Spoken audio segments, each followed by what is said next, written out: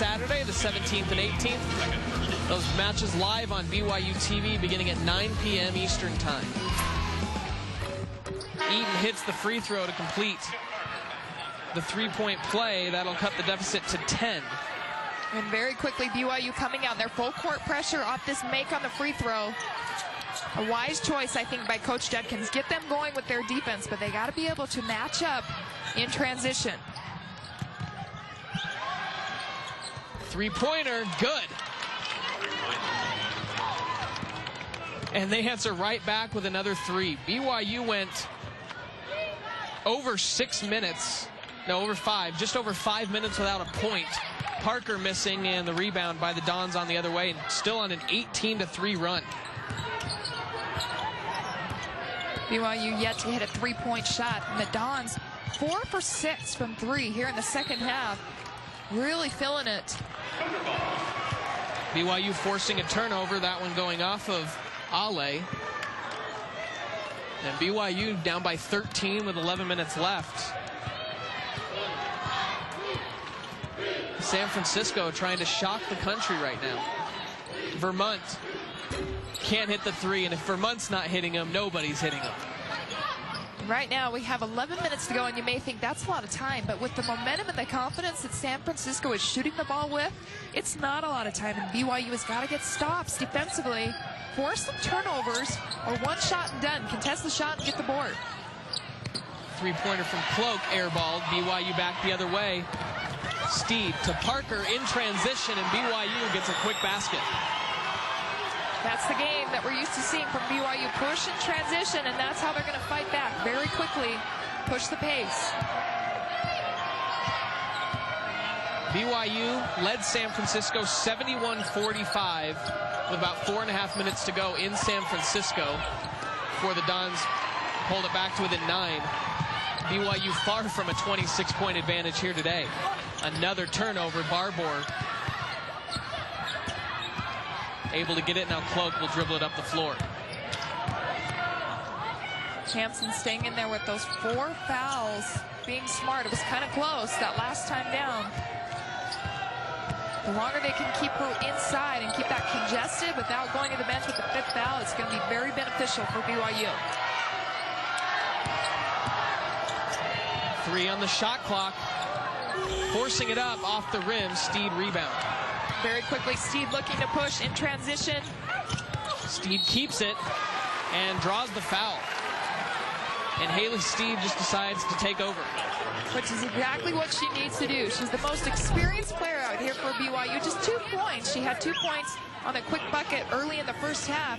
She has got to get going offensively. She's one of the players for BYU that does what needs to be done. And right now, they need offense. Just 2 shots for Steed in the first half, and her first free throw falls. Whitney Daniels coming back into the game. She will replace Bailey Barbour.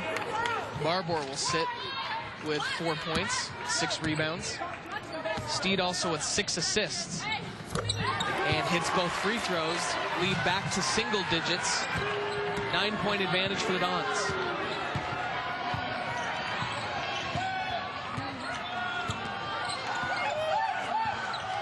Here's Ale, the leading scorer, has 9 points right now. Cloak in the corner. Katuna has it, 7 on the shot clock. Here's Ale, far from the basket. She'll drive in, blocked by Hampson. Hampson with 4 fouls gets a clean block. Steed driving it in, goes underneath to Riley. Cycle around Vermont. Vermont's going to pick up the travel. Very unfortunate. You could feel that BYU was going to score off a huge defensive play from Hampson with those 4 fouls. Clean block, and that is why it's so important to have her in this game. She congests the middle and is a great help side defender.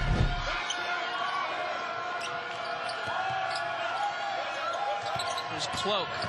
Oh, no. And there's the 5th foul on Hampson. At that point, if you're Hampson, you just lay off, just stay flat along that free throw line. As you take a look at her parents right there, very discouraging for BYU. Watch right here, she needs to stay off and let Parker come in between her and her defender, or the one that she's defending. No need for that. 8 points for Jennifer Hampson, 5 rebounds, and she's fouled out with 8:51 to go. So Danny Peterson and Kristen Riley, a lot resting on the 2 seniors right now.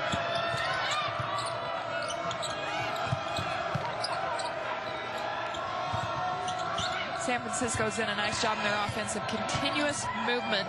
You see they're always moving away from the ball, off the dribble. Keating leaning back. Great and box that's going to be a out. foul. Steed did a good job boxing that one out. The foul is going to be called on Ale, who lost a shoe in the process. And the 4th foul now on Reina Ale, their leading scorer. She has 9 points, averages 14. She's going to take a break here with 8:25 to go. So one of their scoring threats having to sit on the bench. The leading scorer, although she's only 4th on the team in scoring today. Katuna, 17 points. Keating, 11. Cloak, 11. Katuna and Keating both off the bench, combining to score 28 points right now. Steed kicks out to Peterson. Thought about the 3. Steed will take the 3 and missed it. Steed the rebound. I think everyone's heart dropped when they saw Steed go down. You do not want to see anything happen to her with those knees. 3 ACL tears for Haley Steed. Another 3, and she got it. Haley Steed cuts it to a 6-point lead, and with that is now tied for 5th all-time in BYU history with 171 3-point field goals. You're right. With that huge 3-point shot from Steed, bringing him within 6, and you can feel the momentum slightly going over to BYU. They need a big stop right here defensively. 7 on the shot clock. Cloak driving in. Stopped in her tracks. 3. Keaton going up. Missed. Vermont got the rebound, and first they're going to call the shot clock violation. 7:14 to go. Another media timeout. The intensity has picked up